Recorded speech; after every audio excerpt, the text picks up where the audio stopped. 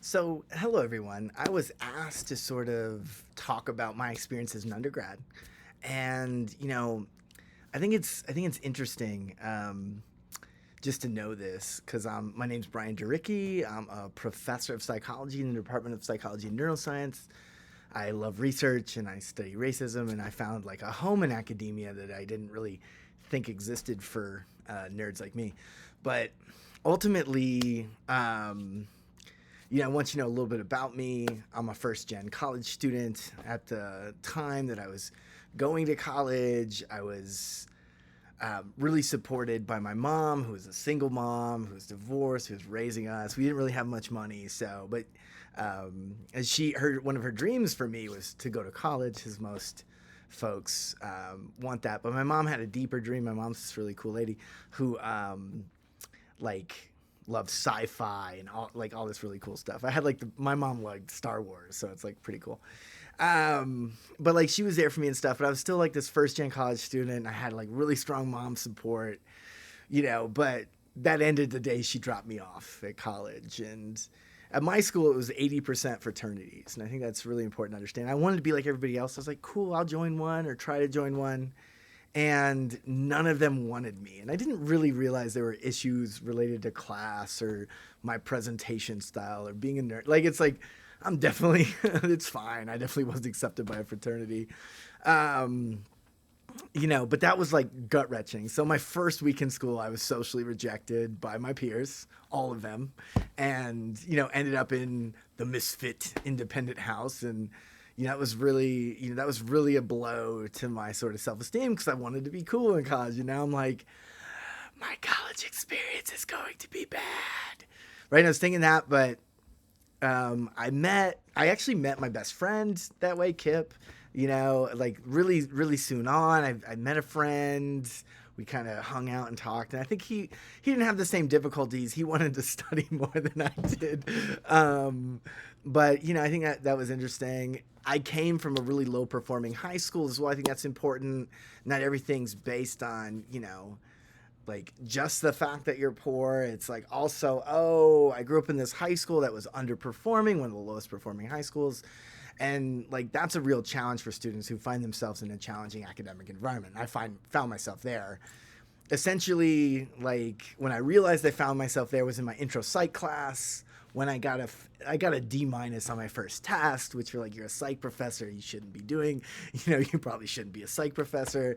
I get that was just sort of really hard for me, and I had to realize and learn how to study. There's really good information about how to study. Dr. Miller can give it all to you, but ultimately what I had was this major social rejection, this major academic rejection, and I thought I was going to fail out, and that was like the worst thing. I was like, oh, I'm going to end up in the mill, which isn't a bad job, but at the time was not what I wanted and wasn't what my family wanted for me.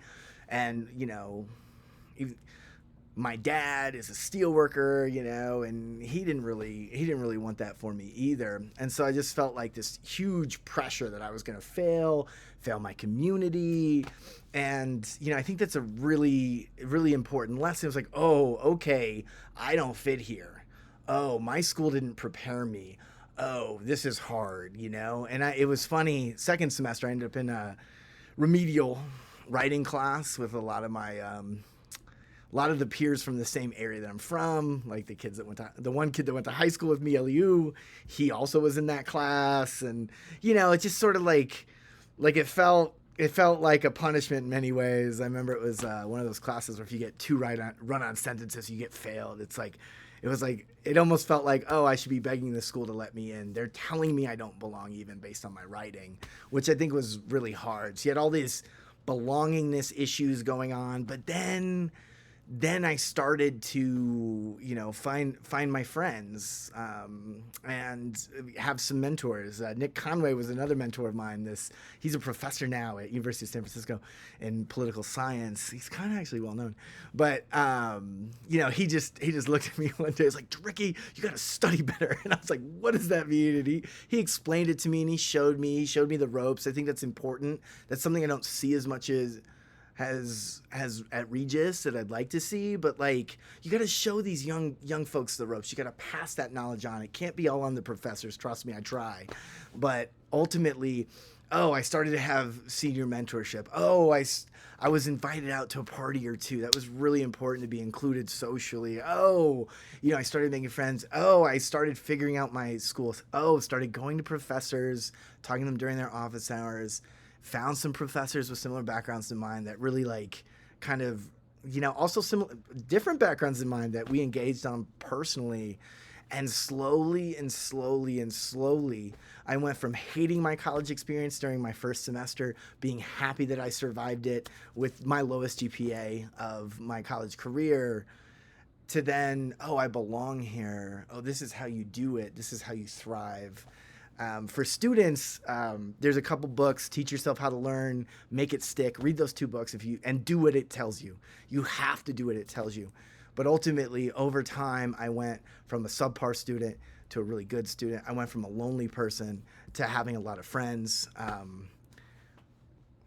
It is what it is. You do got to put yourself out there and not stay in your room. I've done that. I've been in the library at midnight on a Saturday, and while there's a huge party on campus and you're not invited, I know how tough that is. But what I did find was a group of folks that taught me new skills, taught me about data analysis, my favorite thing in the world, taught me about psychology, my real favorite thing in the world, gave me all this interesting perspective, and I was able to discover who I was and build. And I just want everyone to know that like it's not an all or nothing journey. It's a growth. You got to grow. You got to find your weaknesses.